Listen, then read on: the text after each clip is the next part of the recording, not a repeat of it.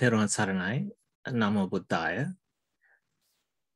With the permission of the Venerable Mahasangha and dear friends in the Dhamma, I'd like to welcome you all to this 64th program of Dhammsisila conducted by the Milton Keynes Buddhist Vihara. In this second month of the Vassana period of 2021, I'm very pleased to be able to introduce today's session. And this Dhammadana is sponsored by our dear friends, Dr. Ajit and Mrs. Srini De Silva, in memory of their late father, Dr. Lionel De Silva, who passed away 10 years ago, and also their loving younger sister, Mrs. Indira Charmaine Abhikari, who passed away 8 years ago.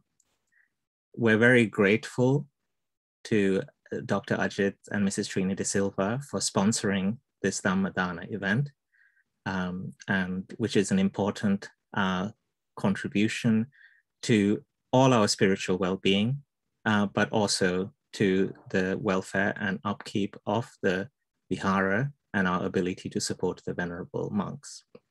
So thank you very much, Ajit and Srini, for your support.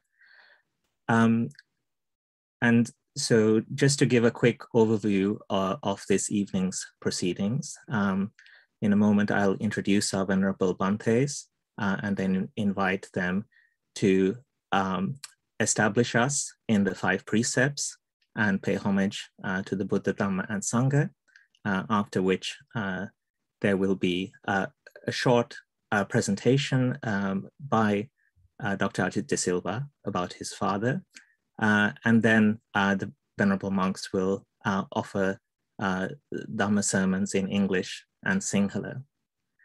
So let me begin with permission, Venerable Bhante, to introduce you all.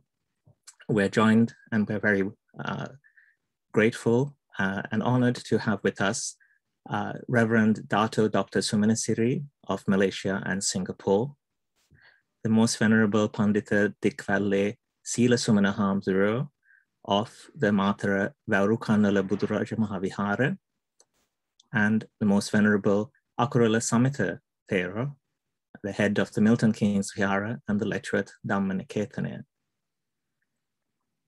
Venerable Samita Bhante, may I invite you to establish us in the 5 precepts. Thank you. Theruwan Saranai sielu denatama. Good evening all. Namo Buddhaya.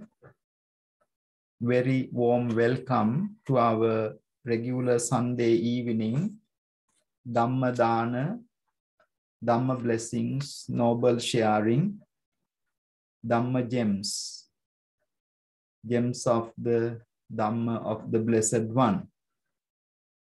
This is the Vassana period, the rainy retreat season for the venerable monks.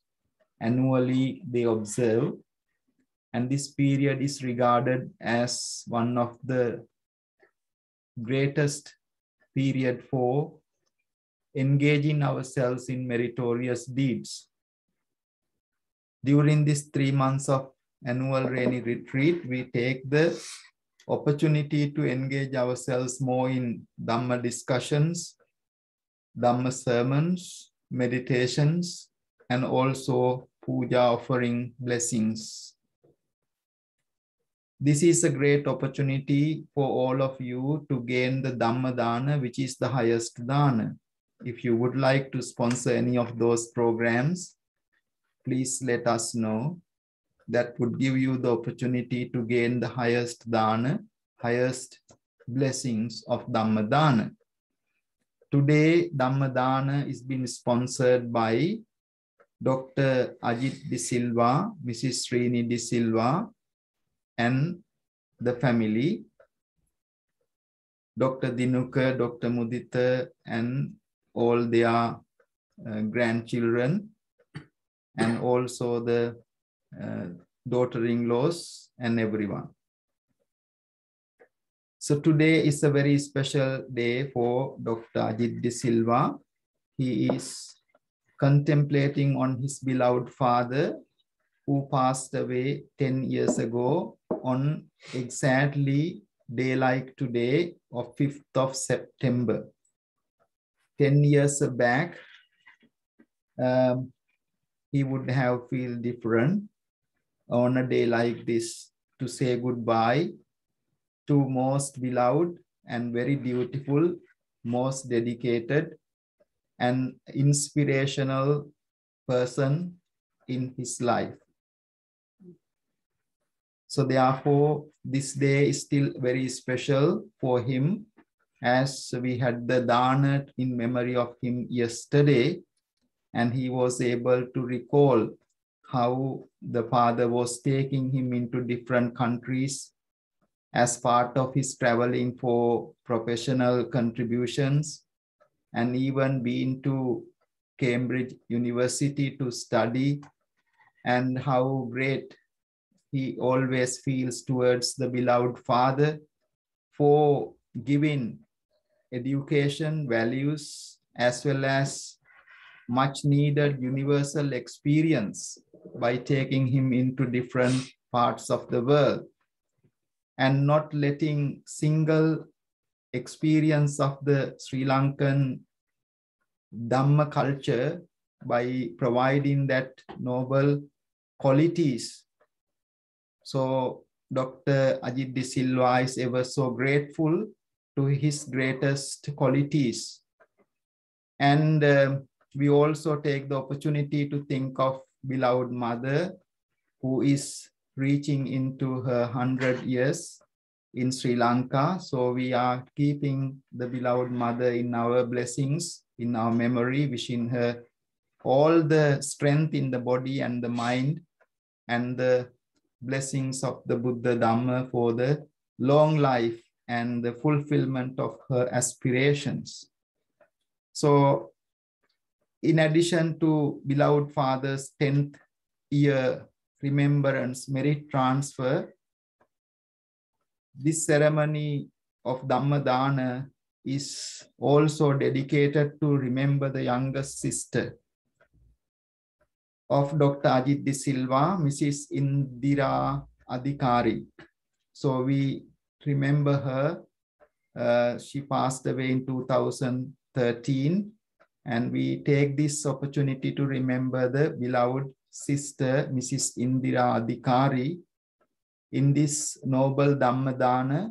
In her memory, may she find these spiritual blessings in her path to illumine, brighten up her path with right understanding, Sammaditthi, and understanding of the Four Noble Truths, and attain the supreme bliss of Nibbana. I am not going to spend much time on talking about Dr. Lionel De Silva, Dr. Lionel De Silva. He has been a great scholar and also a very renowned contributor into many aspects of education, nationally and internationally. So later, this would give an opportunity for us to remember him in detail. So however, I need to reflect a little bit of his extended contribution, as we have Dr. Ajit De Silva, our Ajit Mahathya. And from my own experience in this country for over nearly 19 years, I know he himself, Dr. Ajit De Silva, and also our Sri Nona, being very devout Buddhist and very dedicated, very humble Buddhist who has contributed extensively for national matters as well as Buddhist cultural matters. And they've been also good devotees of Amaravati Buddhist Center and also London Buddhist Vihara and other temples like Kingsbury Temple, and in particular Letchworth temples. And they have been always associating monks and very closely, and that especially comes from parents. So the parents has given them the close association of the monks and the temples, and given them much needed education of the value of associating very closely the Buddha, Dhamma, Sangha. So in that respect, We also very grateful to Dr. Lionel De Silva, a beloved father who is remembering today on this particular day, because he has given you all that special connection of the Noble Triple Gem. Particularly when we think of the Milton Keynes Vihara here, we regularly host this program from Milton Keynes Vihara on every Sunday. And in addition, we do a lot of other programs. So Dr. Ajit De Silva and Mrs. Srini De Silva, even their two children, Dr. Dinuka, Dr. Mudita, they all been the main sponsors and founder members of this Buddhist center. So I'm thinking and reflecting that in great memory of the father, grandfather, Dr. Lionel De Silva, as a form of meritorious recollection in his good name. So Dr. Ajit De Silva has contributed and still dedicated a lot for the existence of this Vihara Buddhist temple that we venerable monks are very grateful, and also our community. To find a temple is very special thing in our lives, in particularly in the western part of the world. Somebody visited today from the interfaith group, and he said to me that there are a lot of Buddhist groups, but to find Sri Lankan Theravada Buddhist group is very special. So they wanted to have that spirit in connection. They said that there is something that they find in Sri Lankan Theravada Buddhism, because there are a lot of numbers, Eightfold Path, three characteristics, and so many things, just rather than reciting one of the discourses or something like that. So in Sri Lankan Theravada Buddhism, they can learn so much of things.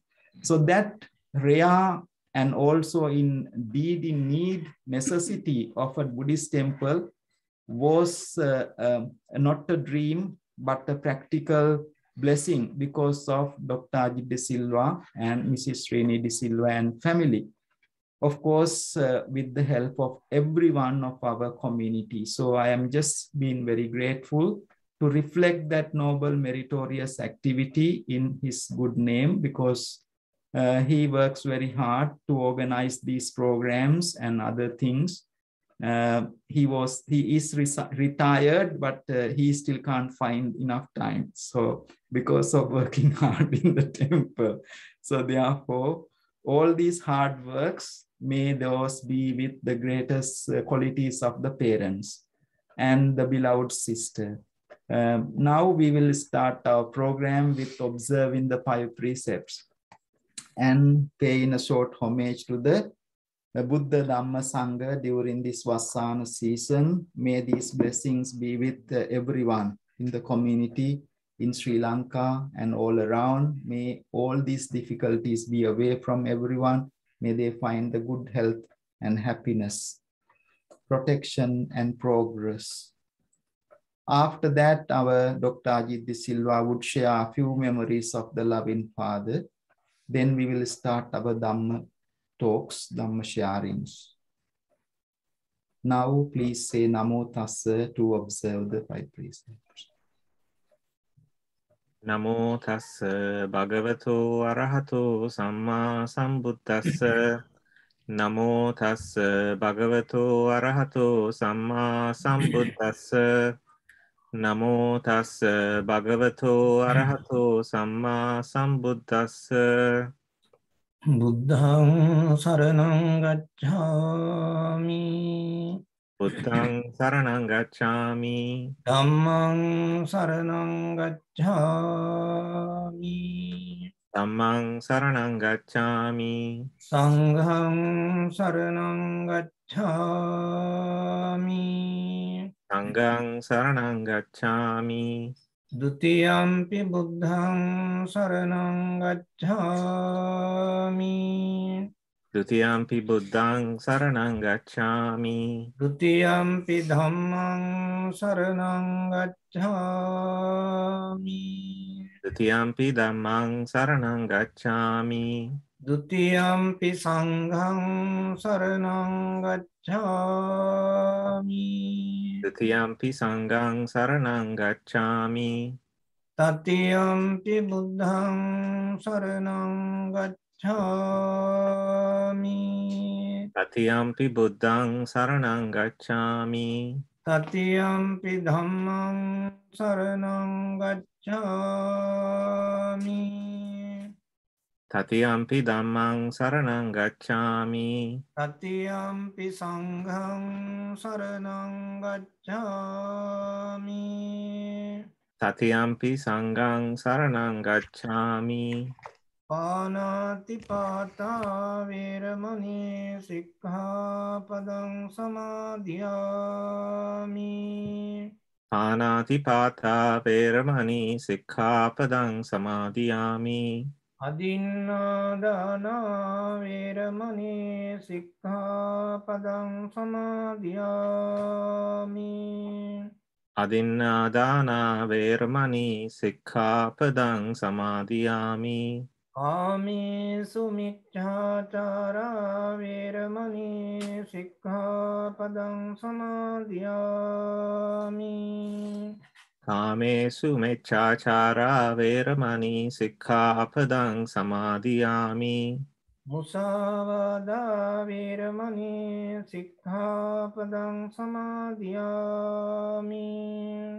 Musāvādā veramani sikkhapadang samadhiyami. Suramēraya majjapamā daṭṭhānā veramani sikkhapadang samadhiyami.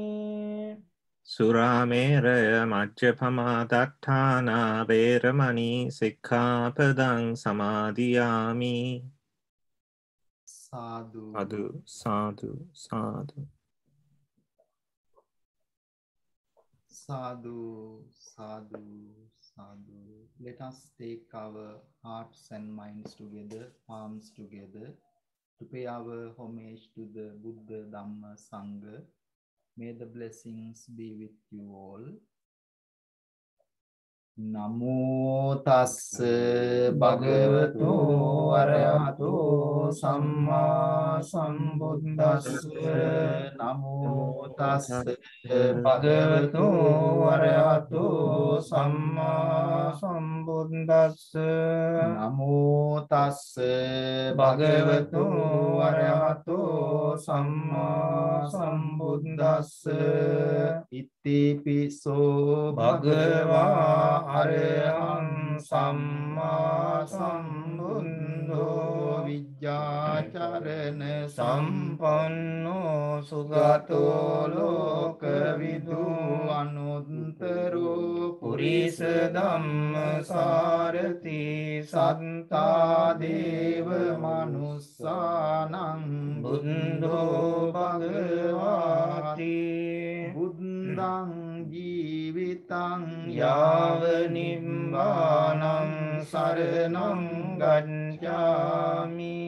Swakkato Bhagavata dhammo sandentiko akaliko ehipansiko panayiko paccattam veditambo viññūiti dhammam jīvitaṃ yāva nibbānaṃ saranam gacchāmi. supatipanno Bhagavato sāvaka saṅgho ujjupatipanno bhagavato sāvaka saṅgho ஞாய patipanno bhagavato sāvaka saṅgho sāmīci patipanno bhagavato sāvaka saṅgho yadidang cattari purisa yugani atta purisa puggala esa bhagavato sāvaka saṅgho ahuneyyo pahuneyo කිනෙයෝ අංජලි කරණීයෝ අනුත්තරං පුඤ්ඤං කෙන්තං ලෝකස්සාති සංඝං ජීවිතං යාව නිම්මානං සරණං ගච්ඡාමි වන්දාමි චේතියං සම්භං සම්බටානේසු පතින්තිතං ශාරීරික ධාතු මහා බෝධින් බුද්ධ රූපං සකලං සදා කායේන වාචා චිත්තේන පමාදේන මයා කතං අච්චයං කමමේ බන්තේ භූරි පඤ්ඤ තථාගත කායේන වාචා චිත්තේන පමාදේන මයා කතං අච්චයං කමමේ ධම්ම සම්දින්තික අකාලික කායේන වාචා චිත්තේන පමාදේන මයා කතං අච්චයං කමමේ සංඝ සුපටිපන්න අනුත්තර ඉමිනා පුඤ්ඤ කම්මේන මාමේ බාල සමාගමෝ සතන් සමාගමෝ හෝතු යාව නිබ්බාන පත්තියා ආකාසට්ටා ච බුම්මට්ටා දේවානාගා මහින්దికා පුඤ්ඤන්තං අනුමෝදිත්වා චිරං රක්ඛන්තු ලෝක සාසනං ආකාසට්ටා ච බුම්මට්ටා දේවානාගා මහින්దికා පුඤ්ඤන්තං අනුමෝදිත්වා චිරං රක්ඛන්තු දේශනං ආකාසට්ටා ච බුම්මට්ටා දේවානාගා මහින්దికා පුඤ්ඤන්තං අනුමෝදිත්වා චිරං රක්ඛන්තු මං පරන්ති ධම්මේ ඥාතිනං හෝතු සුඛිතා වന്തു ඥාතයෝ ඉදං මේ ඥාතිනං හෝතු සුඛිතා වന്തു ඥාතයෝ ඉදං මේ ඥාතිනං හෝතු සුඛිතා වന്തു ඥාතයෝ සාදු සාදු සාදු. Now I will pass on to Professor Arosha or Dr. Ajit De Silva. Continue.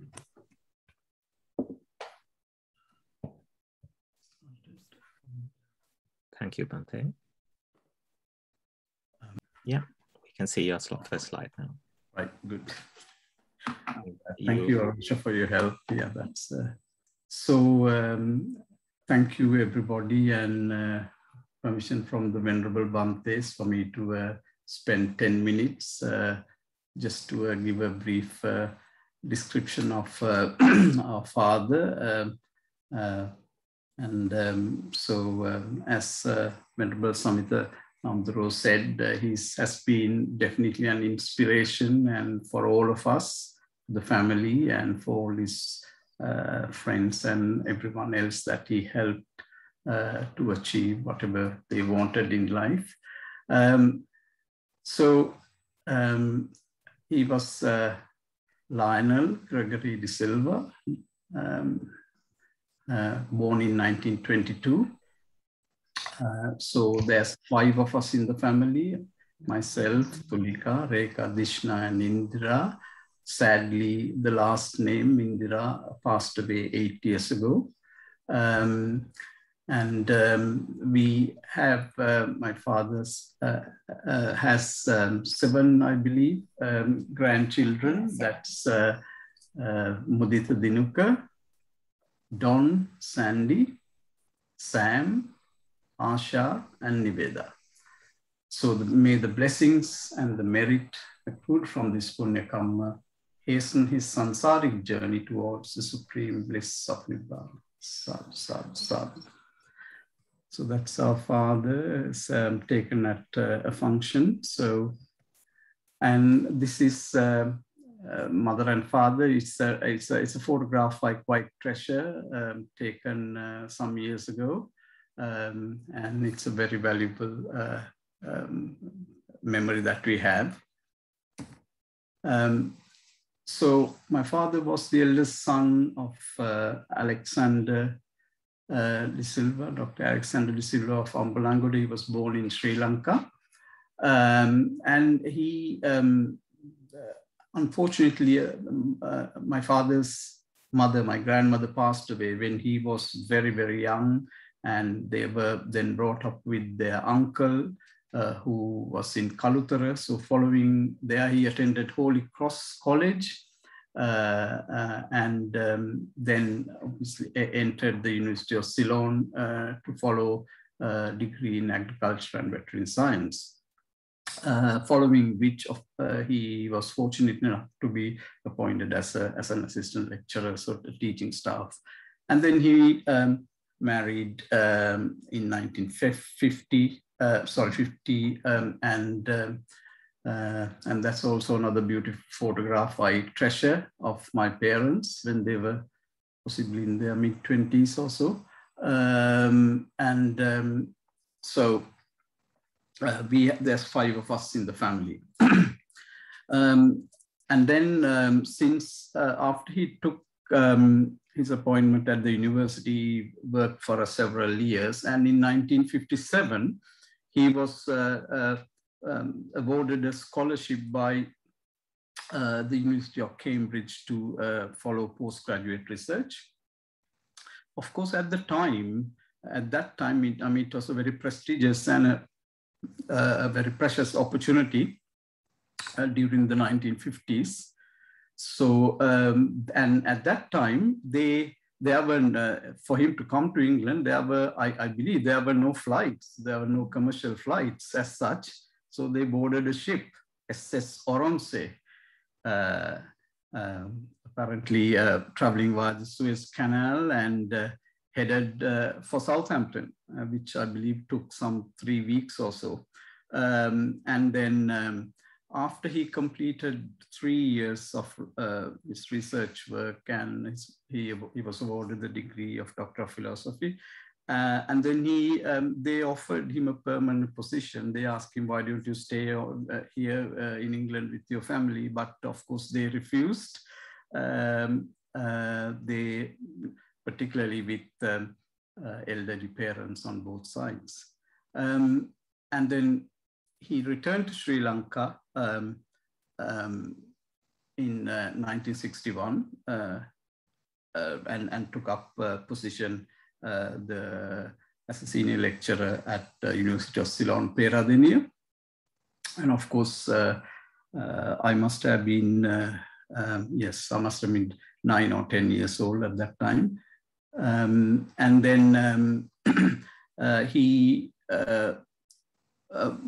one of his main activities was setting up a new department within the Faculty of Agriculture's Department of Animal Husbandry, and then creating the whole program of teaching.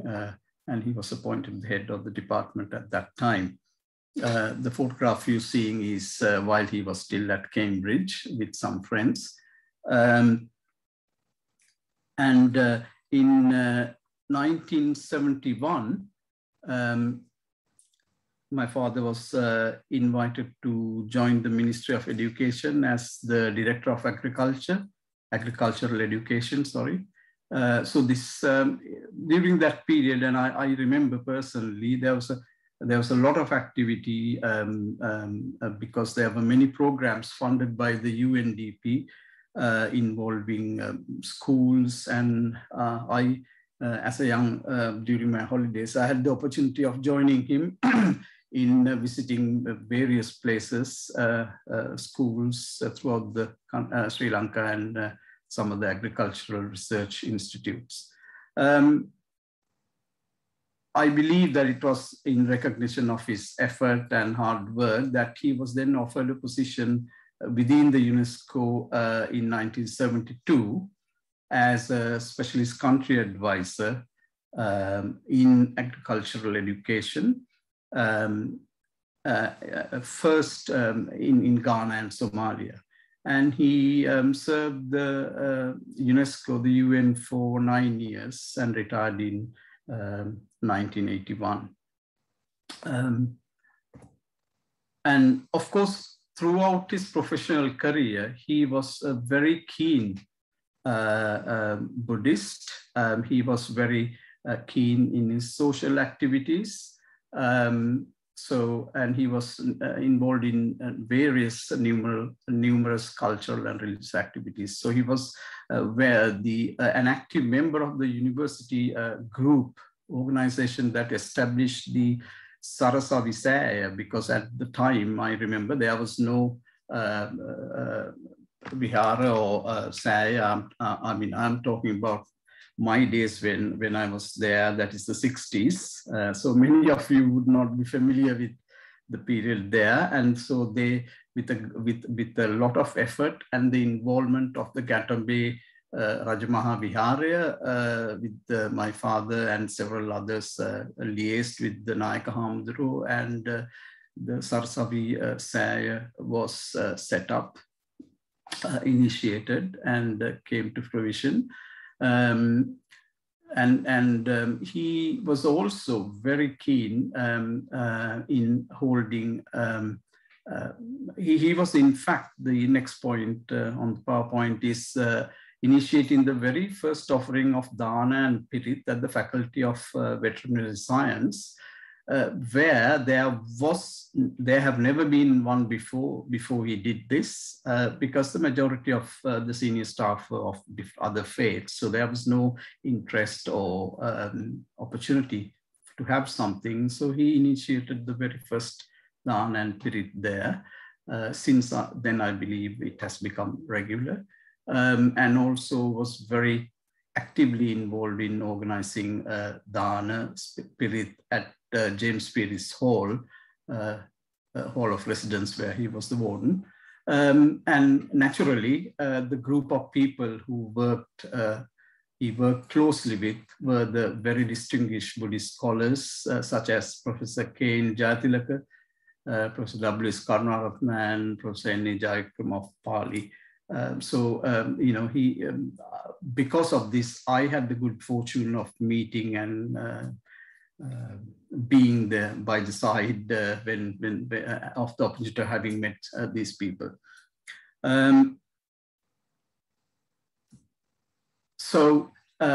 photograph you're seeing now is the most venerable Dr. Kusuma, Bhikkhuni Kusuma, who passed away very recently. And she was invited and she very kindly accepted an offer when she visited our home, and my father is there. We had regular visits from the Purva Ramaya in Kirlapana, which is not far from our house.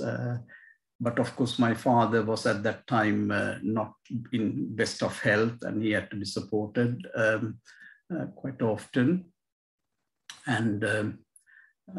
But he nevertheless really valued the visits from the venerable monks during that time.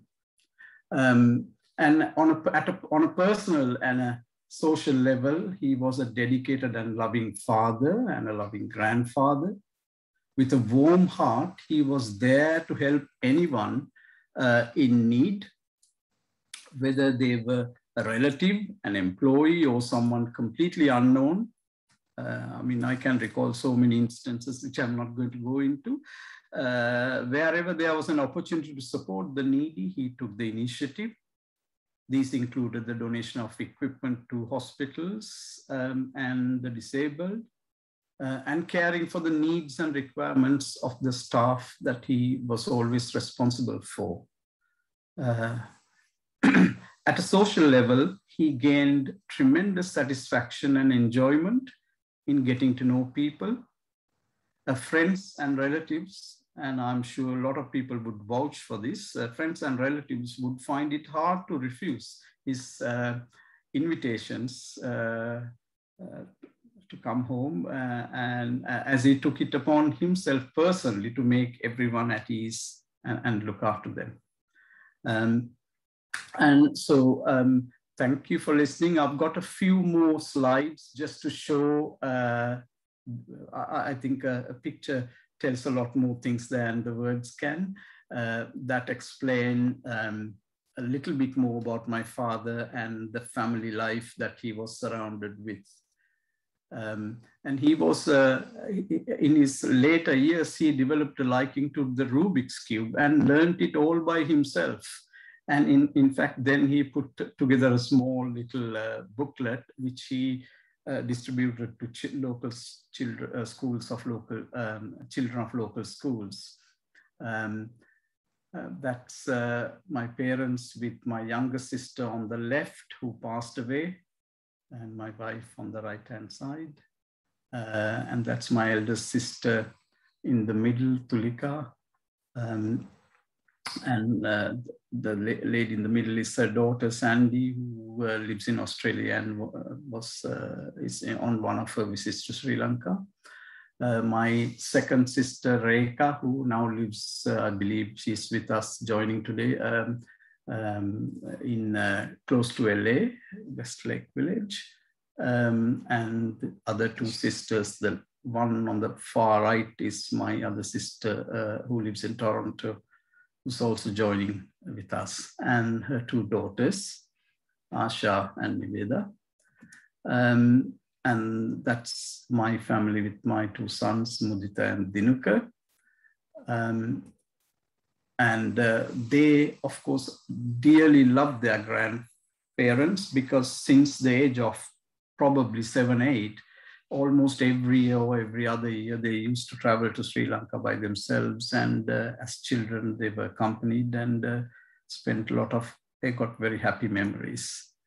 Dinuka with grandfather. This is the photograph I really treasure because they were a very close family, and getting a haircut from the wife, which not many of us can say we get. So, and that was on his very last visit to the UK, taken somewhere in Scotland. So thank you everybody for that, listening to that this presentation. And I'm very grateful to the Venerable Monks for their help and support and blessings on this occasion. So just to wish that may the blessings and the merit accrued from this Punya Kamma hasten their both my father's and sister's samsaric journey towards supreme bliss of Nibbana. Sadhu, sadhu, sadhu.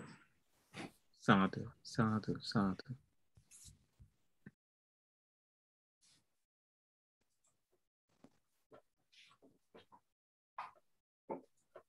Thank you very much, Ajit Mahathya, Dr. Ajit De Silva, for sharing that very touching and what beautiful life experiences of Dr. Lionel De Silva, beloved father. And it was so nice to see those pictures and the memories. I think it's an example for many of us to develop a relationship with parents, and treasure it is very important. So in this society, in this world, to have such relationship with our parents is a blessing according to the Mangala Sutta. So therefore, I am very happy that you took some time to share those memories with all of us in the community. So the wholesome thoughts by seeing those memories generated in our mind. Be with beloved father, and may he continue to rejoice in his path, and attain the supreme bliss of Nibbana. Sadhu, sadhu, sadhu. Now we will start our Dhamma sermons as a Dhamma Dana today. To start the Dhamma sermon in Sinhala, it will take about 15 minutes to 20 minutes. If you are not familiar with the language, Sinhala language, you can practice few minutes meditation in the intention that you are listening to the Dhamma. After that, we continue our program in English. To deliver the Sinhala Dhamma sermon, I very respectfully invite most venerable Dikwelle Sila Sumana Pandita Hamduro. Ada dawasata niyamita Dharma Danamaya Pinkame Sinhala Dharmanusasanawa ආරම්භ කරන්නටයි බලාපොරොත්තු වෙන්නේ. ඒ සඳහා මහා ගෞරවයෙන් ආරාධනා කර සිටිනවා මාතර දික්වැල්ල වැවුරු කන්නල බුදුරජ මහ විහාරස්ථානයේ විද්‍යාතුංග පිරිවෙනේ පරිවෙනාධිපති වශයෙන් කටයුතු කළ ජර්මනියේ බර්ලින් නුවර බෞද්ධ විහාරස්ථානයේ අනුශාසක වශයෙන් කටයුතු කරන දික්වැල්ලේ සීල සුමන පණ්ඩිත හාමුදුරන් වහන්සේට අද දවසේ මේ පින්කමින් රැස්වන ධර්ම දානමේ පින්කම විශේෂයෙන් දායකත්වයේ බාරගෙන කටයුතු කරන්නේ ඩොක්ටර් ආචාර්ය අජිත් සිල්වා මහත්මයා, ඒ වගේම ශ්‍රීනි නෝනා මහත්මිය, ඒ පවුලේ සියලු දෙනාම විසින් විශේෂයෙන් සැප්තැම්බර් මාස 5 වන දින අද වැනි දිනක අභාව ප්‍රාප්ත වෙච්ච ආචාර්ය ලයනල් ද සිල්වා මහත්මාණන් සිහිපත් කරමින් දයාබර පියතුමාණන්ට පින් අනුමෝදන් කිරීමටයි මේ පින්කම තුලින් බලාපොරොත්තු වෙන්නේ. විශේෂයෙන්ම ආචාර්ය ලයනල් ද සිල්වා පියතුමාණන්ගේ 10 වන සංවත්සර නිමිති කරගෙන අද වැනි දවසක එතුමා අපාතරින් වියෝව වසර 10ක් සම්පූර්ණ වීම නිමිති කරගෙන එතුමාගේ ජීවිතය අනුස්මරණය කරමින් මේ උදාර පින්කම අපි සිදු කරනු ලබන්නේ. ඒ වගේම මීට වසර 8කට වගේ උඩදී 2013 වසරේදී අභාව ප්‍රාප්ත වෙච්ච දයාබර නැගණිය ඉන්දිරා අධිකාරී මහත්මියත් සිහිපත් කරමින් එතුමියටත් පින් අනුමෝදන් කරන්නට මේ පින්කම තුලින් බලාපොරොත්තු වෙනවා. ඒ වගේම සුජීවත්ව සිටින දයාබර මෑණියන්ටත් අනිකුත් පවුලේ සියලු දෙනාටමත් තුනුරුවන්ගේ ආරක්ෂාව ආශිර්වාද සැලසේවා කියන ප්‍රාර්ථනාවෙන් ධර්ම ශ්‍රවණය කිරීම පිණිස සියලු දෙනාම සාදුකාරයක් පවත්වමින් ධර්ම දේශනාවට ආරාධනා කරමින් ධර්ම ශ්‍රවණයට සූදානම් වෙන්න. Sadhu, sadhu, sadhu.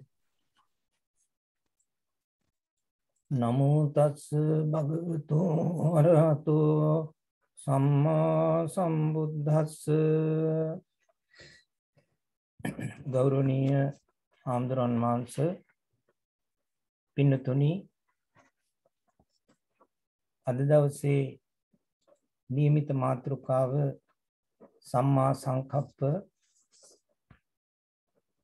එවත් දුකෙන් නිදහස් වීමට අවශ්‍ය කරන නිවැරදි කල්පනා කියන මාතෘකාවයි. අද ඒ දහම් සිසිල වැඩසටහනේ දායකත්වයේ දරන ආචාර්ය අජිත් සිල්වා මෙතුමාත් ඒ ශ්‍රීනි මහත්මියත් ඒ පවුලේ ඇත්තන් බලාපොරොත්තු වෙන්නේ මීට දසවසරකට පෙර ආතුව පරලෝසුපත් වුණු ලයනල් සිල්වා මෙතුමාට, ආචාර්ය ලයනල් සිල්වා මෙතුමාට පින් අනුමෝදන් කිරීමටත් මීට වසර 8කට පෙර ආතුව පරලෝසුපත් වුණු ඉන්දිරා අධිකාරී මහත්මියට පින් අනුමෝදන් කිරීමයි බලාපොරොත්තු වෙන්නේ. ඒ පින්දීමේ කටයුතු මේ වැඩසටහන අවසානයේදී සිද්ධ කරනවා. අද දවසේ අපේ මාතෘකාව හැටියට තෝරාගත්ත ඒ සම්මා සංකප්ප කියන මාතෘකාව ආර්ය අෂ්ටාංග මාර්ගයේ දෙවෙනි පියවර හැටියට සැලකෙන්නේ. මේ මධ්‍යම ප්‍රතිපදාවේ අංග 8 ආර්ය අෂ්ටාංග මාර්ගයේ ලෙසයි හඳුන්වන්නේ. ඒ වගේම චතුරාර්ය සත්‍යයේ සිව්වෙනි හතරවෙනි ආර්ය සත්‍යය තමයි දුක්ඛ නිරෝධ ගාමිනී පටිපදාව කියලා කියන්නේ. මේක සීල සමාධි ප්‍රඥා වශයෙන් දියුණු කළ යුතු වැඩපිළිවෙලක් ඇටියට තමයි අපේ ධර්මයේ සඳහන් කරලා තියෙන්නේ. ඒ සීල සමාධි ප්‍රඥා කියන ත්‍රිශික්ෂාව, ඒ කොටස් තුන හඳුන්වන්නේ ත්‍රිශික්ෂාව කියලා. ඒ ත්‍රිශික්ෂාවේ ප්‍රධානම අංගය තමයි පඤ්ඤා කියලා කියන්නේ. ශික්ෂණය කියලා කියන්නේ හික්මවන එක. අපේ ජීවිතයේ හික්මවන කරුණු තුන තමයි මේ කරුණු තුنين විස්තර කරන්නේ සීල සමාධි ප්‍රඥා වශයෙන්. සම්මා දිට්ඨිය කියන එක වගේම සම්මා සංකප්ප කියන එකත් ඈත් වෙන්නේ පඤ්ඤා කියන කොටසට. සංකප්ප කියලා කියන්නේ කල්පනාවට නමක්. පාලි භාෂාවෙන් කියන්නේ සංකප්ප කියලා. සංස්කෘත භාෂාවෙන් සංකල්ප කියනවා. සිංහල භාෂාවේ කියන්නේ කල්පනාව කියන එකයි. ඒ දුකෙන් නිදහස් වෙන්න නම් නිවැරදි කල්පනාවක් පුජ්‍යලයකට තියෙන්නට ඕන. ලෝකේ සත්වයන් අතර නොඑක ආකාර කල්පනාවන් තියෙනවා. ඒ කල්පනාවන් අතුරින් ආර්ය අෂ්ටාංග මාර්ගයේ දැක්වෙන සම්මා සංකප්ප කියලා කියන්නේ නිවැරදි කල්පනාවන් තුනකට. ඒව තමයි නෙක්ඛම්ම සංකප්ප, අව්‍යාපාද සංකප්ප, අවිහිංසා සංකප්ප වශයෙන් කොටස් කරලා බෙදලා තියෙනවා. ඒ නෙක්ඛම්ම සංකප්ප කියලා කියන්නේ කාමයන්හි නිසරු බව තේරුම් අරගෙන, කාමයන්හි නිස්සාර බව තේරුම් අරගෙන හික්මීම තමයි ඒකෙන් අදහස් කරන්නේ. ප්‍රඥාවන්තයෙකුට පමණක් නෙවෙයි, ප්‍රඥාවන්තයෙකුට පමණයි මේ නෙක්ඛම්මේ රසය කියන එක දැනෙන්නේ. සංස්කාර ධර්මයන්ගේ ඒ නිසරු බව, නිස්සාර බව, අර්ථ ශූන්‍ය බව ප්‍රඥාවෙන් වටහාගෙන අත්හැරීම තමයි නෛෂ්කර්ම්‍ය කියලා දක්වලා තියෙන්නේ. නෛෂ්කර්ම්‍ය කියන්නේ පාලි භාෂාවෙන් කියන්නේ නෙක්ඛම්ම කියලා. සංස්කෘත භාෂාවෙන් කියන්නේ නෛෂ්කර්ම්‍ය කියලා කියන්නේ ඒකයි. නෛෂ්කර්ම්‍ය නැත්නම් නෙක්ඛම්ම කියලා කියන්නේ විරාගී කල්පනාව. රාගයෙන් තොර කල්පනාවට තමයි විරාගී කල්පනාව කියලා කියන්නේ. අපි දන් දීම ආදියෙන් දන් දෙනකොට අපි වස්තුව කෙරෙහි තියෙන ආසාව අතහැරලා ඒවයි දානය කියන එක කරන්නේ. ඒ වගේම පුත්‍ර ධාරාදීන් අත්හැරීම, අපේ දූ දරුවෝ අතහැරිනෝ. ඒවා අත්හැරලා තමයි අපි පැවිදි භූමියටපත් වෙන්නේ. ඒ විවේක ස්ථානයක අපි සේවනය කිරීම පිළිබඳව, ඒ වගේම නැත්නම් සමත විදර්ශනා භාවනාවල යෙදීම පිළිබඳව කල්පනාව තමයි නෛෂ්කම්ම්‍ය නැත්නම් නෙක්ඛම්මය කියන ගණයට වැටෙන්නේ. ධන දාන්‍ය ආදී වස්තුන් ලැබීම පිළිබඳව, ඒ වගේම අමුදරුවන් පිළිබඳව, එහෙම නැත්නම් ආහාර පාන වස්ත්‍ර ආදී යාන වාහන ආදී පිළිබඳව, ඒ වගේම නැටුම් ගැයුම් ආදී පිළිබඳව, ඒ දිවි මිනිස් සැප පිළිබඳව කල්පනාව කාම විතර්ක කියලා දක්වනවා. නැත්නම් කාමයන් පිළිබඳව කල්පනාව හැටියටයි දක්වලා තියෙන. ඒවා පිළිබඳව තියෙන කල්පනාවන්ට මේ කාම විතර්කය කියන එක සංසාරය දිග්ගස්සන්නට හේතු වෙන දෙයක් හැටියටයි ධර්මයේ විස්තර කළන්නේ. ඒ නෛෂ්කර්ම්‍ය සංකල්පය මෙම කාම විතර්කය නැති කරන, විනාශ කරන, කාම විතර්කය දුරු කරන කාම විතර්කයට ප්‍රතිපක්ෂ විරුද්ධ ධර්මයක් ඇටියටයි ධර්මයේ දක්වන්නේ. ඒතර නෛෂ්ක්‍රම්‍ය කියලා කියන්නේ අතහැරීම. ඒතර අපි ඒක ක්‍රමයෙන් දියුණු කළ යුතු දෙයක් ඇටියට තමයි අපේ ධර්මයෙන් දක්වන්නේ. පංචශීලයේදී අපි කාමේසු මිච්ඡාචාරා කියන සිල්පදයේ සමාදන් වෙන්නේ. අටසිල් දහසිල් සමාදන් වෙනකොට අපි අබ්‍රහ්මචර්යා කියන සිල්පදයේ සමාදන් වෙන්නේ. ඊටත් වඩා ඉහළට ගියාට පස්සේ මේක සිද්ධාර්ථ බෝධිසත්වයන් වහන්සේ මහා බිනිස්ක්‍රමණය කළා. මේ සියලුම උපභෝග පරිභෝග වස්තුන් අතහැරලා තමයි ගිහිගෙන් වෙන් වෙලා ගියේ. ඒක තමයි මේ නෙක්ඛම්මේ උපරිම අවස්ථාව කියලා කියන්නේ. අනේ උපරිම අවස්ථාව දක්වා අපිට ක්‍රමයෙන් දියුණු කළ යුතු තත්ත්වයක් තමයි මේ නෙක්ඛම්ම සංකල්පනාව කියන්නේ. ඊළඟට දෙවෙනි සංකප්පය නැත්නම් දෙවෙනි කල්පනාව තමයි අව්‍යාපාද සංකල්පනාව නැත්නම් අව්‍යාපාද සංකප්පය. ව්‍යාපාද කියන එකේ විරුද්ධ වචනේ තමයි අව්‍යාපාද කියලා කියන්නේ. අව්‍යාපාද සංකල්පය කියලා කියන්නේ අන්‍ය සත්‍යයන් ඒ වගේම අන්‍ය පුජ්‍යලයන් සුවපත් කිරීම පිළිබඳව ඇති වෙන මෛත්‍රී සහගත අදහසට තමයි අව්‍යාපාද සංකල්පය කියලා කියන්නේ. ඒ අව්‍යාපාද කල්පනාව කියන්නේ අනුන්ගේ විනාශය කල්පනා කරන්නේ නැතුව අනිත් අය කෙරේ මෛත්‍රී සහගත අදහස් පතුරවනවා නම් අන්න එතන තමයි අව්‍යාපාද සංකල්පය තියෙන්නේ. අපි යන්නේ සත්‍යයන්ට යන්නේ පුජ්‍යලයන්ට අපි විනාශයක් වෙන්නේ කියලා ද්වේෂසහගත හැඟීමෙන් කල්පනා කරනවා නම් එතන තියෙන ව්‍යාපාද විතර්කයක්. නමුත් මේ අව්‍යාපාද සංකප්පය කියලා කියන්නේ ඒ ව්‍යාපාද විතර්කය නැති කරන විනාශ කරන ව්‍යාපාද විතර්කයට ප්‍රතිපක්ෂ විරුද්ධ ධර්මයේ තමයි අව්‍යාපාද සංකප්ප කියලා කියන්නේ. දේශය කියන එක නැත්නම් කෝපය කියන එක මතු පිටින් පෙන්වන්නේ නැතුව අනිත් අයගේ විනාශය පරිහානිය අපේක්ෂා කිරීම තමයි ව්‍යාපාදයේ හැටියට දක්වලා තියෙන්නේ. අපිට මතු පිටින් පෙන්වන්නේ නැහැ මෙයා තුල හිතේ ක්‍රෝධයක් වෛරයක් තියෙනවායි කියලා. නමුත් ඇතුලෙන් පෙන්눔 කරනවා ඇතුලෙන් එයාගේ හදවතේ තියෙනවා අනිත් අයට විනාශයක් වෙන්නේ පරිහානියක් අපේක්ෂා කිරීමෙන්. මෙන්න මේක තමයි ව්‍යාපාදයේ හැටියට දක්වන්නේ.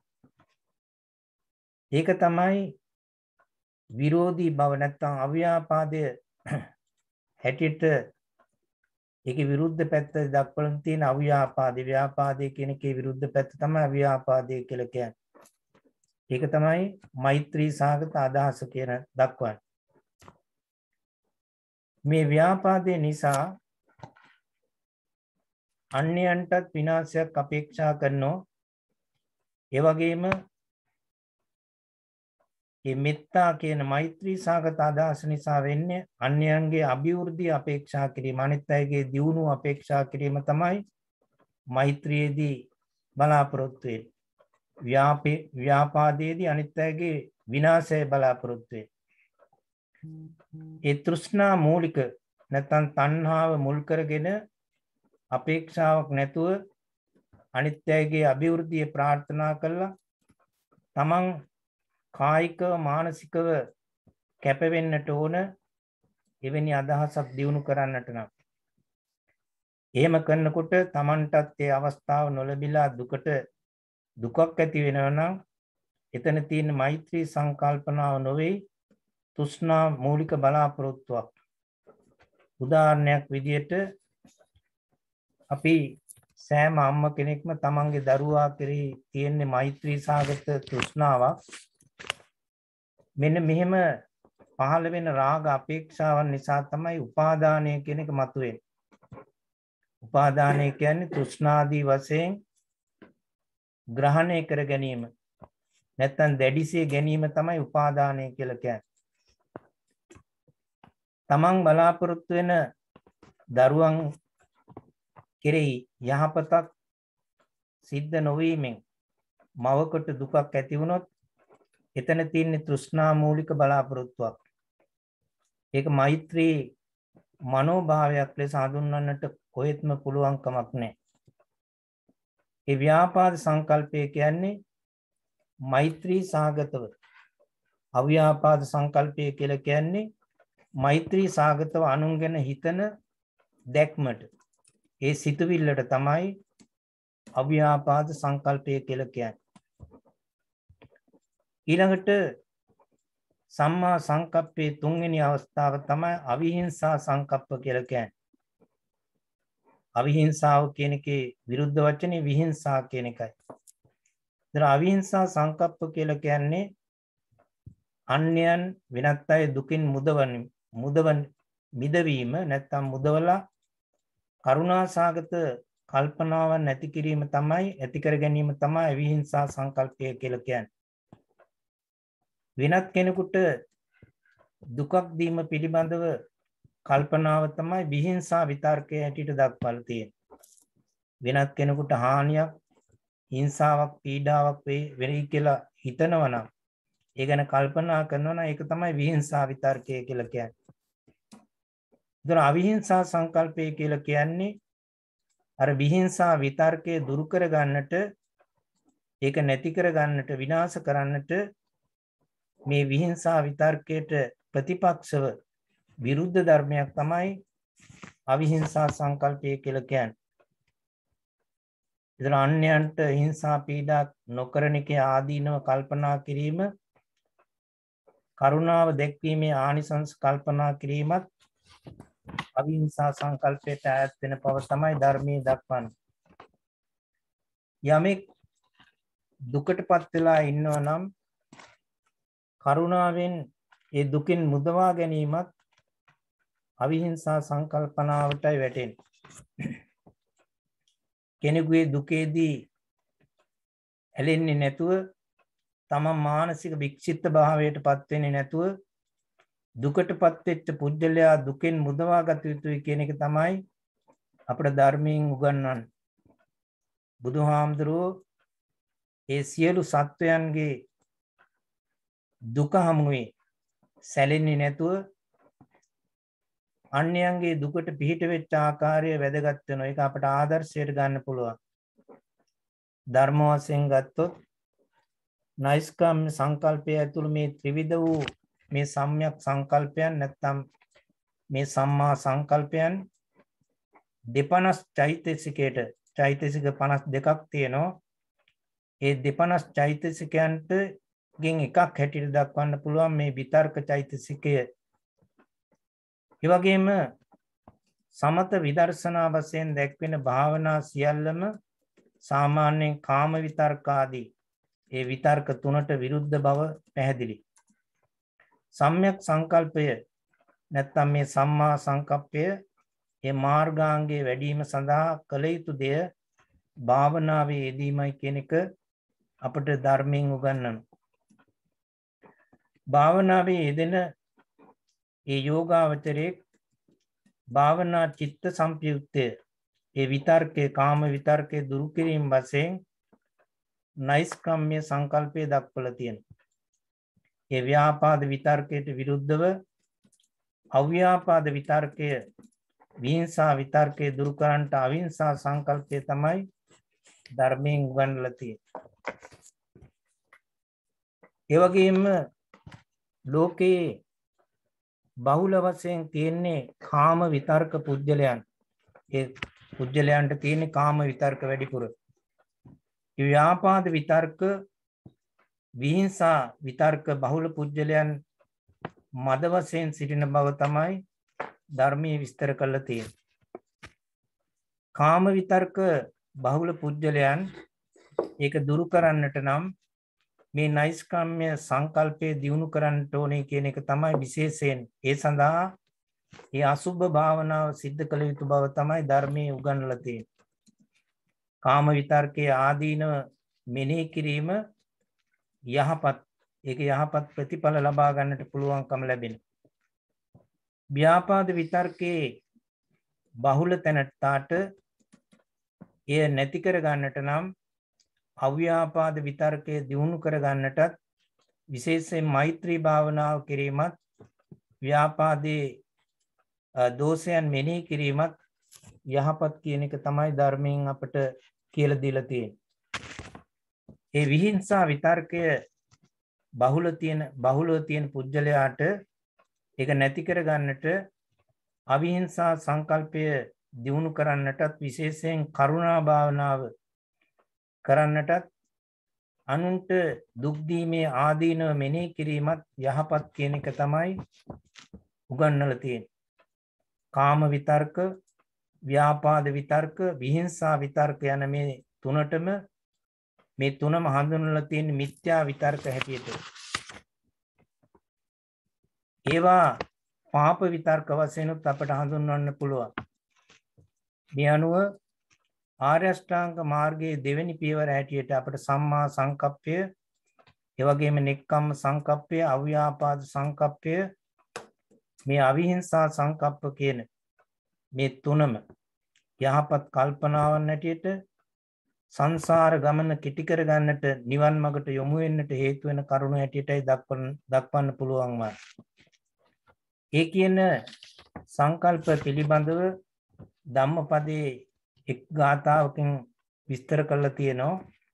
සාරංච සාරතෝ ඤත්වා අසාරංච අසාරතෝ තේසාරං අධිගච්ඡanti සම්මා සංකප්ප ගෝචර.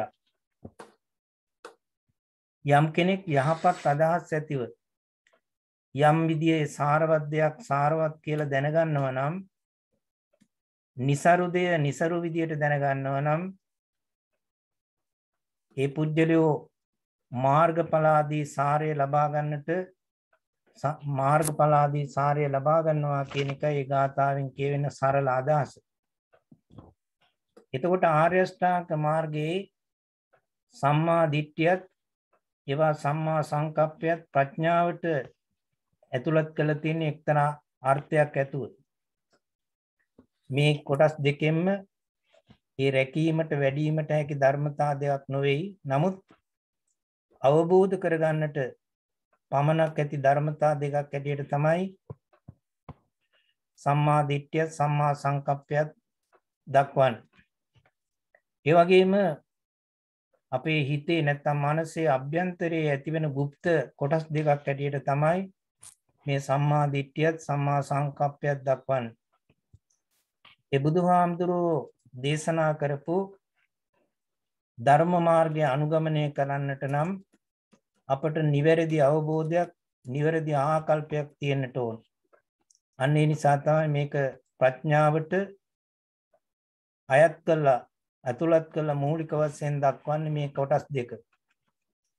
එහෙමනම් අප මේ මාර්ගය අනුගමනය කරන්නට අදිස්ථාන කරගන්න හැටියට සිහිපත් කරමින් අද දවසේ මේ පින්කමේ මේ ධර්ම දානමේ පින්කමේ දායකත්වයේ ලබන ඒ ආචාර්ය අජිත් සිල්ලා මෙතිතුමා, ඒ ශ්‍රීනි මෙතිනිය ඇතුළු පවුලේ සියලු දෙනාම බලාපොරොත්තු වන පරිදි මීට දසවසරකට පෙර ආතුව පරලෝසුපත් වුණු ආචාර්ය ඒ නයිලන්ද සිල්ලා මෙතිතුමාත්, ඒ වගේම ඉන්දිරා අධිකාරී සහෝදරිය ඇතුළු පරලෝක ප්‍රාප්ත සියලුම ඥාති මිත්‍රාදීන් මේ පින් අනුමෝදන් වේත් පරලෝක වශයෙන් සුවපත් යහපත් ජීවිතයට පත්වෙත්වා.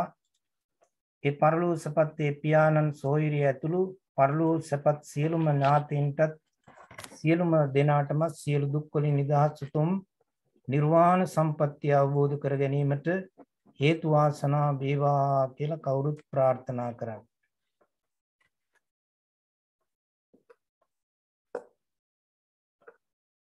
සාදු සාදු සාදු. ඒ උතුම් සිංහල ධර්මානුශාසනාව පවත්වමින් අප කෙරෙහි අනුකම්පාවෙන් ධර්ම දානමය උතුම් කුසලයේ රැස් කර ගන්නට ධර්මානුශාසනාව පවත්වනු ලැබුවේ අතිගෞරවනීය දික්වැල්ලේ සීලසුමන පණ්ඩිත හාමුදුරන් වහන්සේ. ඒ රැස් කරගත් උතුම් කුසලයේ සහ ආශිර්වාද බලයෙන් උන්වහන්සේගේ ශාසනික කටයුතු නිදුක් නිරෝගී භාවයෙන් දියුණු භාවයට පත් වේවා. උන්වහන්සේගේ සියලු අනාගත බලාපොරොත්තු ප්‍රාර්ථනා ඉෂ්ට සිද්ධ වේවා කියලා ප්‍රාර්ථනා කරමින් මේ ධර්මානුශාසනාව ප්‍රථම කොටස අවසන් කරනු ලබනවා.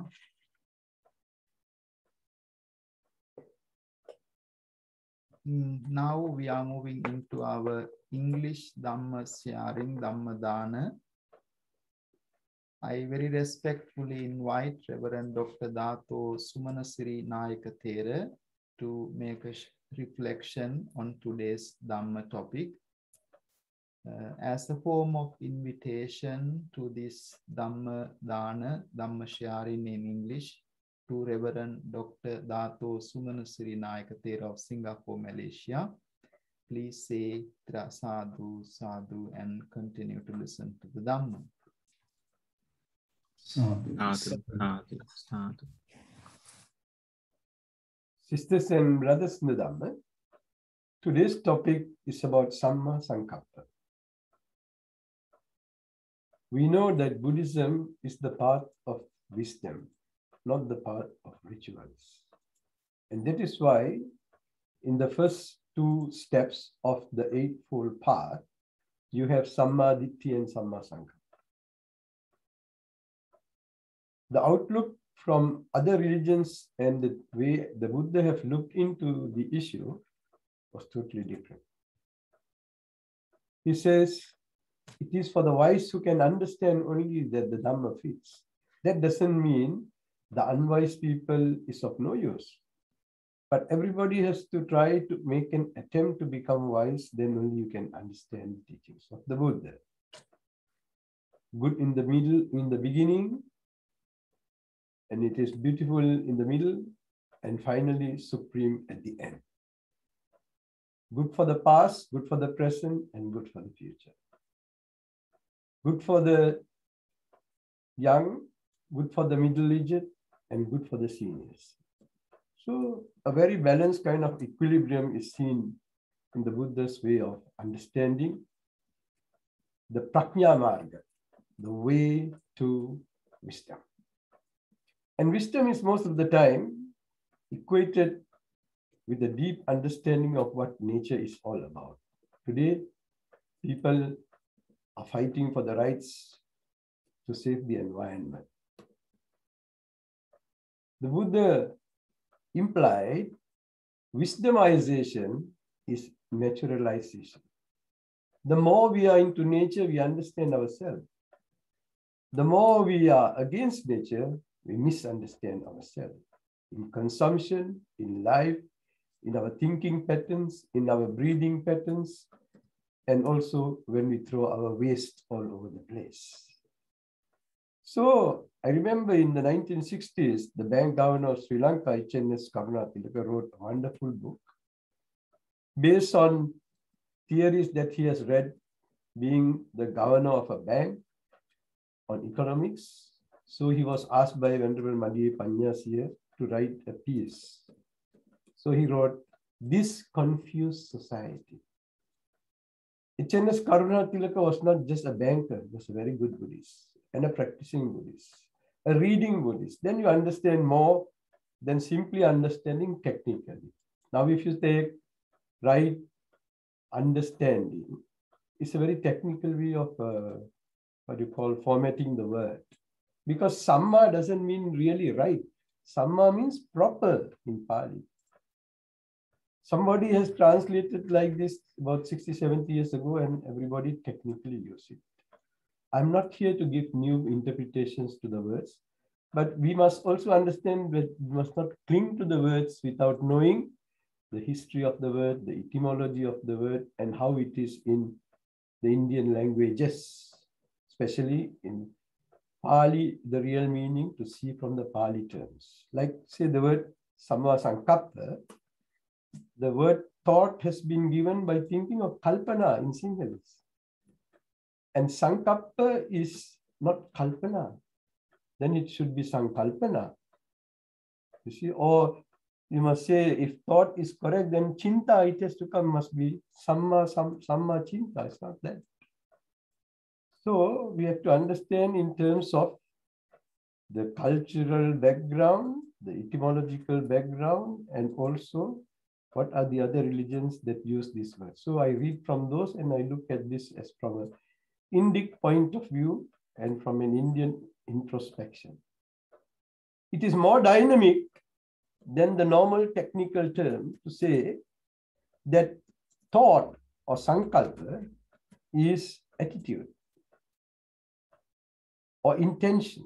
It also goes in those terms, and also aspiration. And much more than all that, a resolution. After having proper comprehension, sammaditthi, or right understanding as it is normally said, you can make a resolution. And that is what Samma Sankappa really means, according to Indian way of understanding. It helps to decondition the mind. We are conditioned by many other things, the weather, the news that goes around in the world, and what we see from our naked eyes and come into conclusion, and so on and so forth. Then we create fixed ideas. When you have fixed ideas, we see everything as a fixed thing and we can't think of an alternative. And that becomes a prejudice and makes us difficult to understand reality, the nature of things. So there are problems which create like racism, extremism, personality problems. And we don't see the nature of things in its true nature because of these views that we hold. Now, if we are content, or if we were content, we would not wonder about things. Yet we do recognize about things means about things that we don't know. Yet we do recognize that there is something more than just the ground under our feet. The earth is not just a piece of earth. There is this Gaia theory by the scientist Lovelock, who have said a few years ago, during the time when Dolly the sheep was being genetically modified. He said, the Gaia theory is that the world is a living organism. You say Mother Earth in Sinhalese language. They say in Hindi also. They say in Indian languages also. So likewise, we need to verify, testify, and come to the conclusion and look very carefully. And also we tend to forget that there is something above, not only under our feet. And we become confused and get into many complexities and theories, and we don't understand. When you read the Brahmanjala Sutta of the most wonderful teachings of the Buddha in the Majjhima Nikaya, the first sutta, the monks who listened to that sutta was not happy at the end. All suttas normally say that the monks who listen or the devotees who listen were abhinandunti, they became happy. But in the Brahmanjala Sutta, where the Buddha rejects the 62 kinds of teachings of that time, including the belief like Ubbe Kata Hetuvada, that everything is because of the karma. So when he rejected all this, those monks were not happy. They were not arahants after all, doesn't matter. But that's the way ideas create that kind of problems. It's interesting to say that this is the only sutta in the whole Sutta Pitaka, that monks were not happy, that listeners were not happy. Now take, for instance, wrong attitudes, sankalpa, or aspirations, or resolutions. Now we say transferring merits is okay. Then you don't transfer to devas, you share with devas. But then when you are supposed to just say Sabbe Deva, we say Sabbe Bhuta also. Can the Bhutas accept the merits? Then we say Sabbe Satta also. So these are things we have to seriously think and come to a resolution as to whether we are ritualistically following or actually understandingly and taking. The same goes back observing the 5 precepts in any Buddhist beginning of any Buddhist event or even government events. It's not proper because it becomes just a ritual. A ritual is just like a chanting. It's just a parroting. You make a resolution once and for all. That should be the Buddhist way. Monks and nuns don't keep on repeating their precepts. So these are things sometimes we have to see more, to see what is not the ritual, but what is the practice that is involved. Another point I like to raise here is monolateral views of thinking that it's only this way. All the other alternatives are not right. This is the only way. This is a clinging. And that is why the problem of longing to something, and upadana creates very hotly and then become very egoistic. So therefore, instead of monolateral thinking, multilateral thinking is the Dhamma's way. See, for instance, when there is a misconcept, the Buddha says, look into the Dhamma and Vinaya, about the Dhamma itself, and compare and see. He doesn't say look into what interpretations just every Tom, Dick, and Harry has given. If you are practicing Buddhism and interested in wisdom, you must be down to earth, not in the sky. Buddhism is a demystified religion. The more we make it a mystic kind of a thing, the more confused we become. The reason is because we have not been to those mystical places. Because it has to be an experience that one can really understand and realize, not just a concept. So not in technical terms, but as an empirical thing that one realizes. If we just take the amount of news that is going around because of the speculation of corona, especially through social media, it's tremendous. It causes a lot of headaches, stress, blood pressure goes up more, and confusion.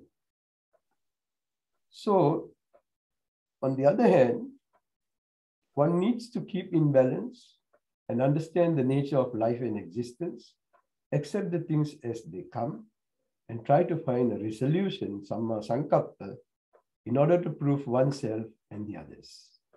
Today, this project or program, Pinkama, is being conducted to transfer merits to Dr. Ajit's father, the late Mr. Lionel De Silva. We wish him the supreme bliss of Nibbana. Sadhu. Sadhu, sadhu, sadhu. Grateful blessings to Most Reverend Dr. Dato Sumanasiri Nayaka Thera for sharing the Dhammadana on our topic today, Samma Sankappa. May the blessings acquired by this noble meritorious activity be a great blessing to Most Reverend Dr. Dato Sumanasiri Nayaka Thera for good health and continuation of the noble services for the universal society.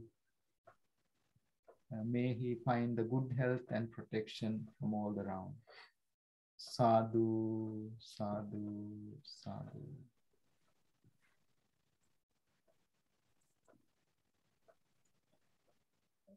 Now we will continue to reflect few minutes in the Dhamma in English. Bhagavatu arahatu samma sambuddhassa.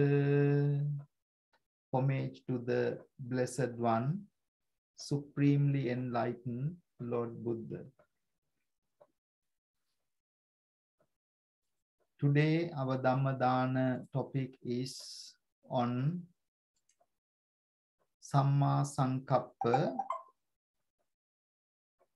the perfect intention or right intention or right thought. This is the second in the Noble Eightfold Path. Noble Eightfold Path is the path to cultivate, explained by the Blessed One. As our Reverend Dr. Dato Sumanasiri Nayaka Thera say quite important details, I'm not going to share a lot of things, but I will say in brief some aspects of the Noble Eightfold Path, and also particularly the Samma Sankappa, the right intention.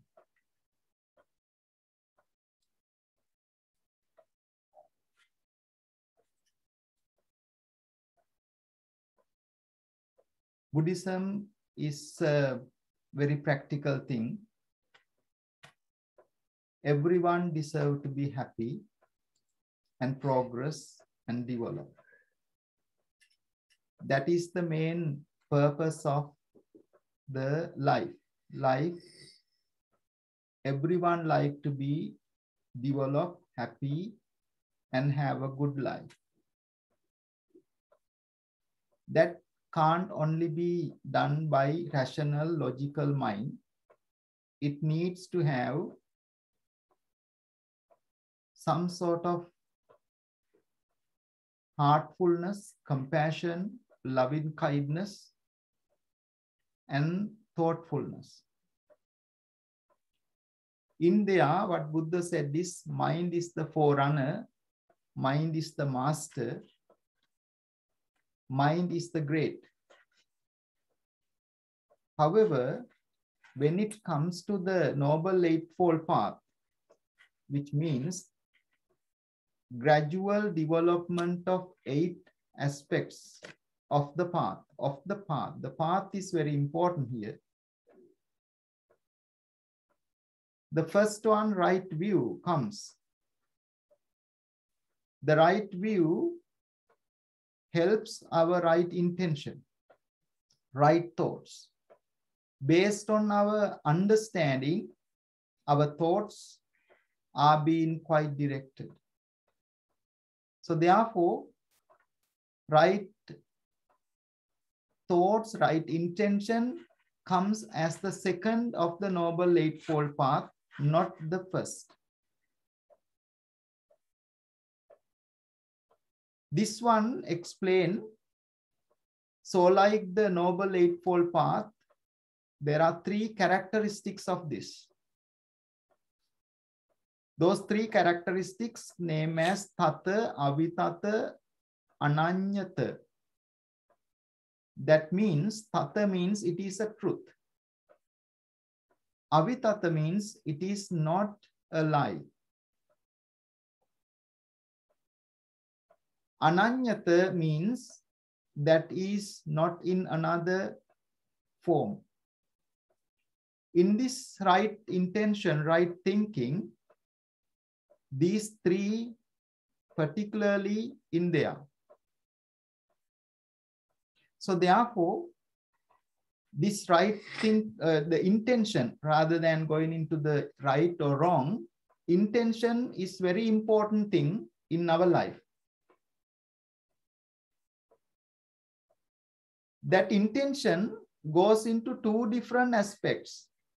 One aspect is called the right or perfect or wholesome. The other aspect is called Miccha Sankappa, the wrong intention, wrong thought. According to the Mahachattarisaka Sutta, to understand this, help one to come into the Sammaditthi, the right view. Because without a right view, someone will not understand the difference between wrong intention and right intention. Therefore, what leads in the Sammaditthi or right intention, right view, right understanding is the right intention. According to Chulla Vedalla Sutta, it explains when somebody practices the Noble Eightfold Path, that person also cultivates 3 trainings, 3 siksha. That is Sila, the morality, Samadhi, the concentration or meditation, Prajna, the wisdom. As we know, this Prajna, the wisdom, is the most significant thing for us to develop ourselves and overcome the suffering.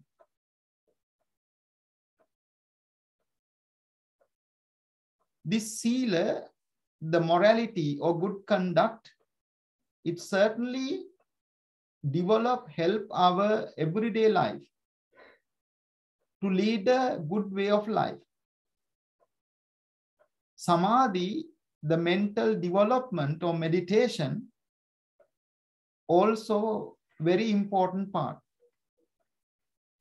The Blessed One, Lord Buddha, 45 years taught in different ways, none other than this path we call middle path, we call the Noble Eightfold Path, to explain the way of life from suffering to happiness.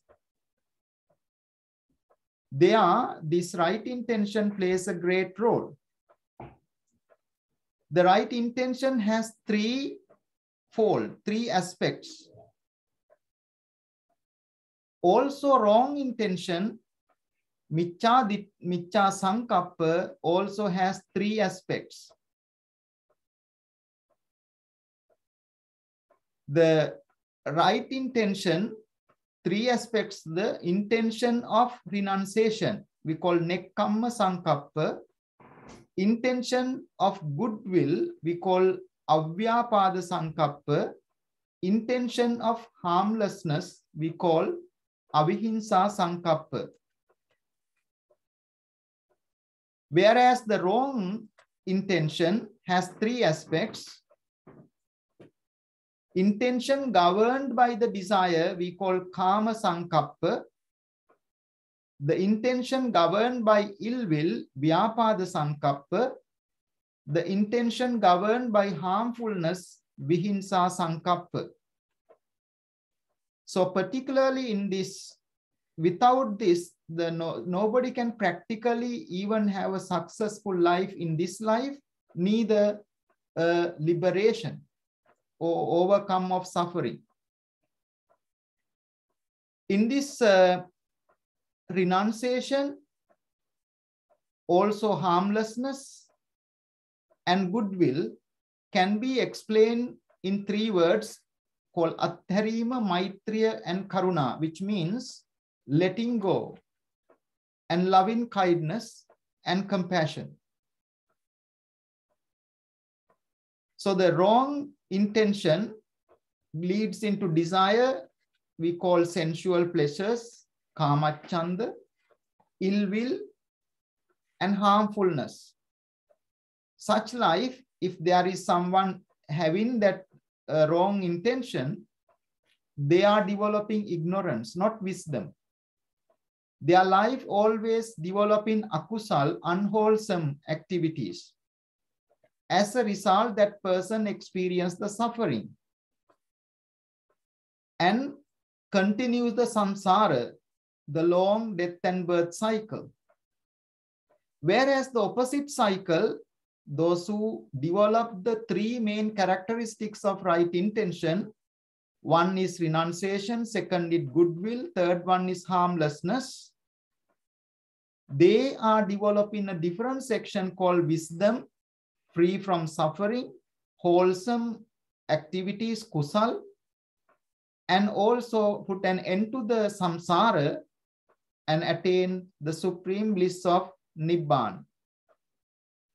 Even Blessed One, Lord Buddha, it says, has identified the importance of the thought even before his enlightenment. And even he has identified this two aspects of intention, right intention and wrong intention, before even his enlightenment. To achieve goals in our lives, it is very important to have the right intention. In the right intention, it explained very beautifully how it leads into the wisdom.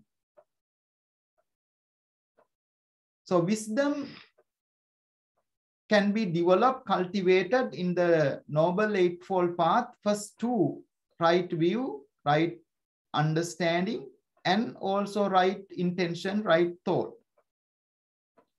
In this right intention, I am just saying in very brief form, there are two aspects. One aspect called Sasava Punya Bhagya Upadi Vekappa Samma Sankappa. The other aspect is called Arya Anasava Lokuttara Magga Samma Sankappa. So that means the first part of the right intention is called Laukika Samma Sankappa. The second part is called Lokottara Samma Sankappa. What we call the worldly intentions, Laukika Samma Sankappa, relates with always doing wholesome things, eliminating defilements, doing meritorious things like loving kindness, compassion, so and so forth. Whereas Lokottara Sampattiya, which is beyond the worldly intentions, one develop Arya Anasava Lokuttara Magga Samma Sankappa. So there, the person go into more analytical, logical aspects of the universal three characteristics, Anicca, Dukkha, Anatma, in the intentions. Thereby, they eliminate all the defilements and attain the supreme bliss of Nibbana.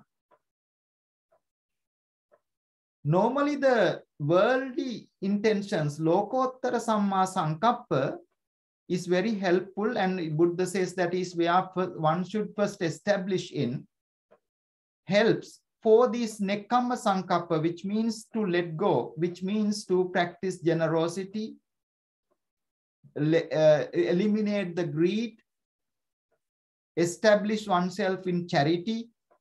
Without that cultivation, your life will not have blessings in this very life. And it will not lead into eliminate the unwholesome actions like abstain, refrain from 5 precepts. Whereas Micca Sankappa, the wrong intention, always lead into killing, stealing, sensual misconduct, lying, even intoxicants and alcohol. So in this manner, the right intention is very helpful for us to develop that wholesome way of life. I will just share a brief slide with you to briefly explain what I try to say, because I'm not going to detail while we are talking, rather repeating the same thing. I put some ideas together into a slide so that people can understand it better. So Noble Eightfold Path is the path for happiness, liberation, that every Buddhist would put their mind to reflect on. And that can be developed in 3 different trainings like morality, wisdom, and also meditation, concentration. Here we are talking about Samma Sankappa, the right thought or right intention, which is part of developing wisdom development. So without Samma Sankappa, the right intentions, the person will not have the wisdom development. Just say the thought or intention, it has two aspects. And this was being identified even before the enlightenment by the Buddha, according to Mahachattarika Sutta and also Chula Vedalla Sutta. So this is Kama Sankappa, which is called Miccha Sankappa, which is the desire, intention of desires. Avyapada Sankappa, ill will. Vyapada Sankappa, ill will. Avihimsa Sankappa, harmfulness. Vihimsa Sankappa, harmfulness. Avihimsa Sankappa, harmlessness. So here, if somebody is letting the mind to develop wrong intentions, what generate is ignorance, unwholesomeness, suffering, samsara, and that person never reach into the wise consideration called yoniso manasikara. Whereas if a person cultivate the samma sankappa that has two aspects, worldly and beyond the world, lokottara, called sasava punya bhagya, arya anasava lokuttara, and that right intention is always helping for us to develop lokottara, that means worldly, nekkamma sankappa, intention of renunciation, avyapada sankappa, intention of goodwill, the intention of harmlessness, avihimsa sankappa. What it means is that life based on wisdom, wholesome activities, happiness, particularly the wise consideration called yoniso manasikara. Whereas Miccha Sankappa develop ayoniso manasikara, unwise consideration, and that leads into Nibbana. So this is very important aspect of right intention to understand. May this Dhamma Dana today be a great meritorious blessing for Dr. Lionel De Silva, who passed away 10 years ago, a day like today. May the Dhamma Dana blessings be with him on this 10th year remembrance, merit transfer anniversary. And also Mrs. Indra Adhikari, beloved sister, may she also have the blessings of this. May they all attain supreme bliss of Nibbana. Sadhu, sadhu, sadhu.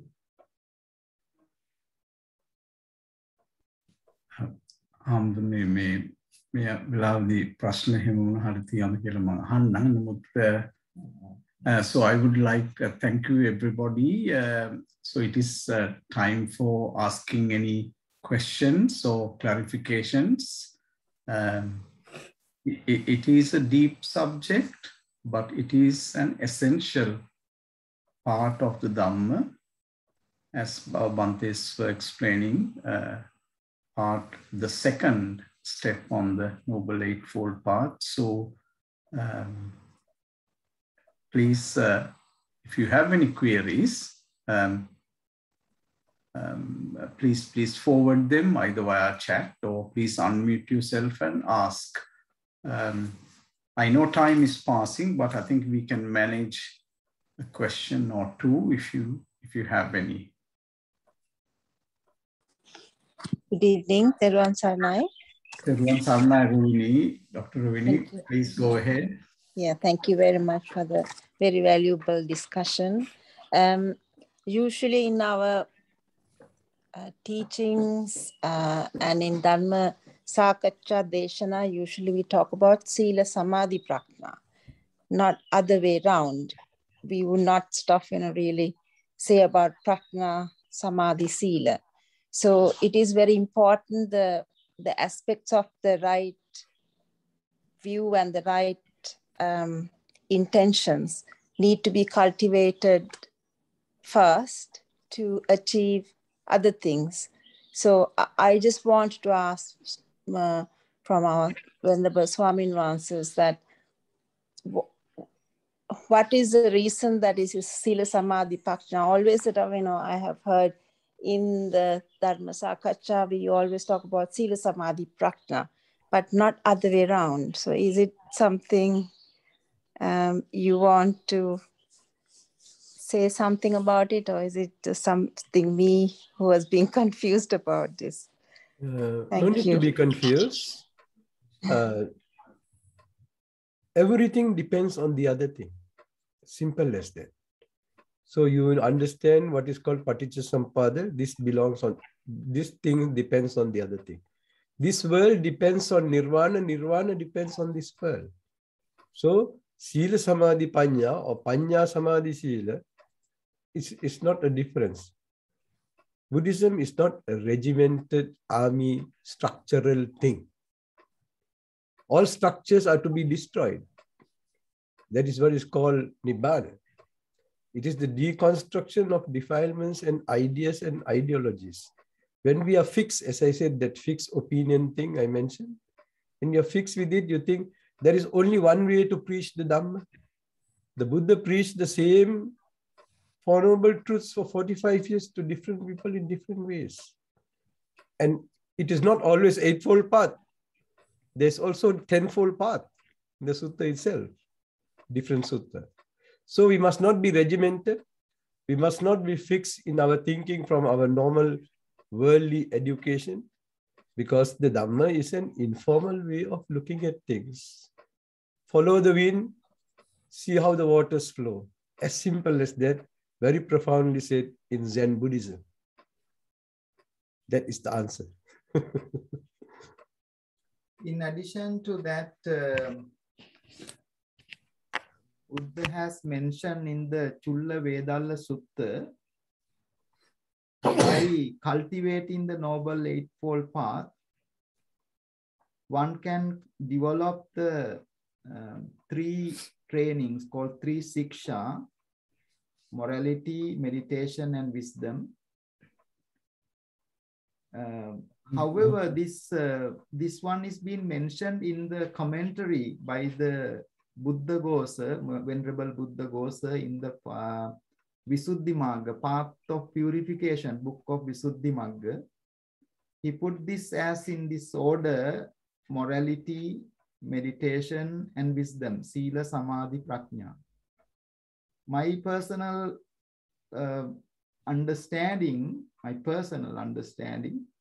this can be taken as someone like people who are not really wise, because Paccattam Veditabbo, the teachings of the Buddha has a part, particularly they need to have some sort of wisdom or rationality to understand.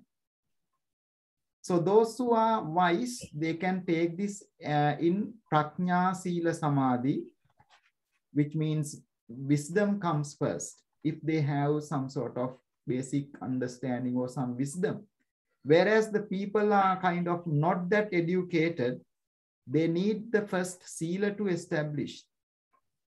That is why Sila, Samadhi, Prajna is very much for like people who are not that wise and intelligent. So they are being trained in the first establishment of morality. The second aspect of Sila, Samadhi, Prajna in order is very important, because the Sila is the foundation for anything, any development. So it has a logical meaning. So, you know, tama nana pamaning avabodha karagannata මේක දෙපැත්තටම පාවිච්චි කරන්න පුළුවන්. ප්‍රඥා සීල සමාධි කියන්නත් පුළුවන්, සීල සමාධි ප්‍රඥා කියලා කියන්නත් පුළුවන්. There is a Pali term coming that Panya can be more purified by Sila, and that Sila can be more purified by Panya as well. Yeah.